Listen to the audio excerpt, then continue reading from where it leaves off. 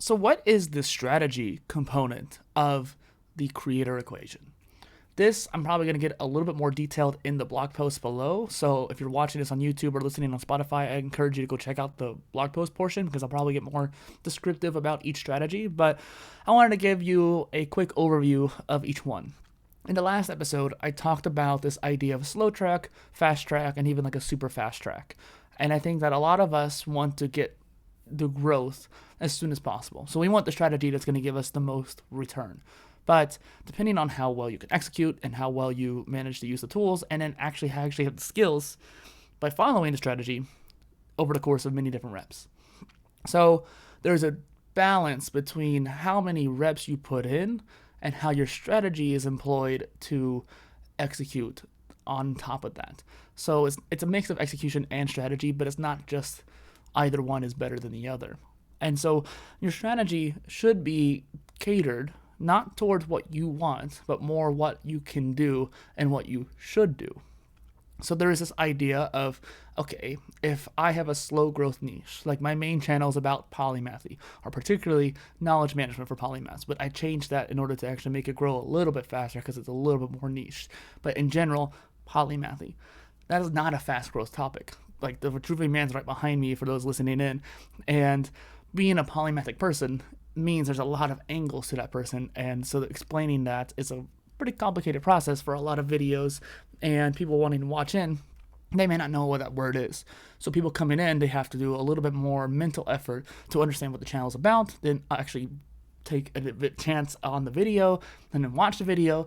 And so that topic, as well as it might be important, it's not necessarily going to be the most fastest growing topic. Conversely, this channel is about content creation, a very popular topic.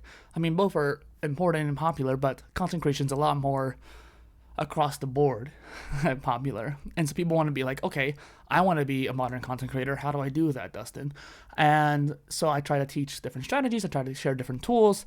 And in doing so, and by interviewing content creators too, they actually get to be aware of the channel. So I'm kind of catering to my own audience by interviewing them too, no less.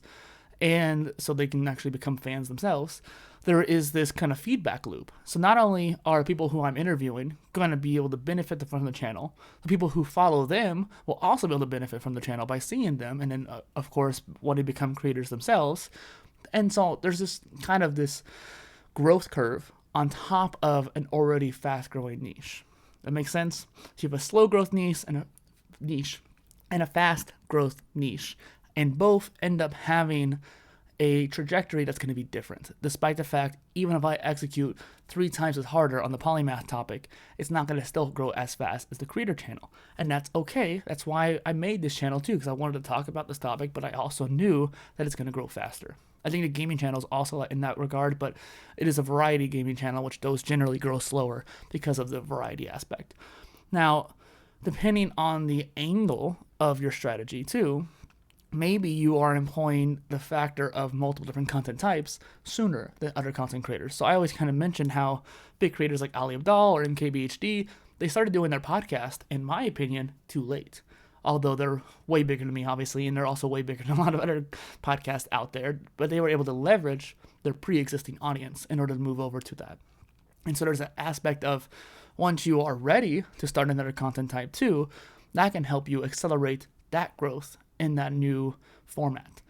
However, there's also a matter of if you just start it from the beginning, that gives you more opportunity to grow over the course of a long period of time and more content to then later on repurpose or automate. So I didn't repurpose my podcast until a few years after I started doing the interviews. However, once I did, I was able to accelerate my growth tremendously. Like last year, not including YouTube, I got over 365,000 views across my socials just from being able to promote my shows. And then on YouTube, on multiple channels, all 3 of my main channels, I got around 140, 150,000 views each. So it's crazy to me how, even though for many years I would get maybe 12,000 views a year or something like that, I was able to 10 times that simply because I was repurposing old content. So by the time I was actually able to get to the automation stage or execution stage, the strategy I employed before was able to help me in the long run.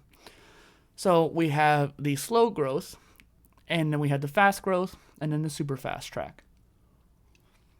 The slow one is literally just doing it consistently. If you wanted to work out in the gym, you're not going to make a whole bunch of physical progress in a very short amount of time. Unless you know what you're doing, you have someone probably training you, and you have a very perfect nutrition. Nutrition's a huge aspect behind it. When you're a content creator, your execution is about the same as a workout. It's the top 20%. The rest of that 80% of the 100% is literally your nutrition, or in this case, your strategy. So depending on what your strategy is, that's going to be a big aspect behind how much effort you're going to be able to put in. So even if you put in 100% of your effort, 100% of your time, 80% of your actual results are going to happen from the other aspect. So it's just interesting to think about. I mean, I think the Pareto principle is a little bit opposite, but that's not what we're talking about today. It's interesting to think about, okay, if you just go over a slower period of time, you have to be more patient, but more than likely, you're going to grow more consistently because people are not going to be overwhelmed by you. They're not going to be burned out by you. And you, more importantly, are not going to burn out on your execution. If you have the time and energy to go faster, that's great. But the slow track is more of just, hey, one a week over the course of 1 to 3 years, and now that's 156 posts over the course of 3 years. That's a lot of posts, but it took a long time to get there. If you were to take a more fast track approach, let's say 3 a week over the course of 1 year, now you have 156 posts in 1 year. It took you a third of the time. The super fast track, I'm going to mention it in the same context as the last two, but I would not suggest doing the same thing. So let's say you have 3 posts a day in 3 times a week. I don't want to say daily, but daily might be, let's say you do 1 post a day. Not even 3 posts a day. 1 post a day for a year. Now you have 365 posts in that year. Literally double, more than double than what you did in the last track. So you can see how that scale really goes more exponential. So the first track, over the course of 3 years, so 1,000 days roughly, you have about 150 posts. That's not that much. Over the course of 1 year, you can have, what was that? Triple, double, whatever it was. Yeah, no. 1 a week versus 3 times a week. Yeah, so it was about the triple. Or you can have the final option where you have more than double of the last option. So it's just interesting to think about each track has their benefits, but doing 1 post a day is extreme, and that's hard, especially if you're trying to edit them.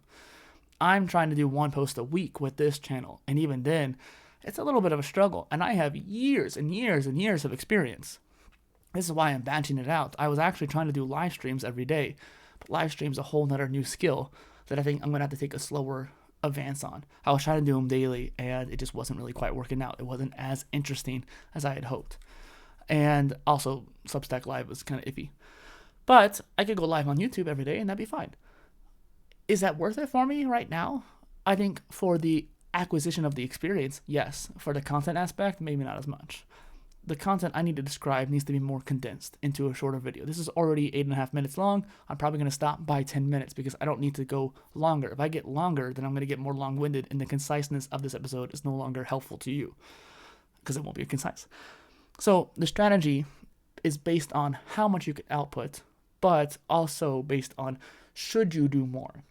If you have a topic like a daily vlog, that's a whole thing, but you have to be really interesting nowadays to compete with all the other vlogging channels. Back in the day, doing a daily vlog was actually super helpful because it was unique, or even daily live streams too. But now both of those contexts have been very much saturated. So unless you have a very interesting dynamic or a very interesting topic, doing it daily is not worth it to you, even for the repurposing aspect, because the clips aren't going to be that interesting either. So for you, it might be more likely to do a weekly vlog and actually get more editing time, more focus on making it interesting and more potent. So that's the strategy aspect. If you have comments, leave one down below. Let me know what you think, and we'll get to the automation in the next episode.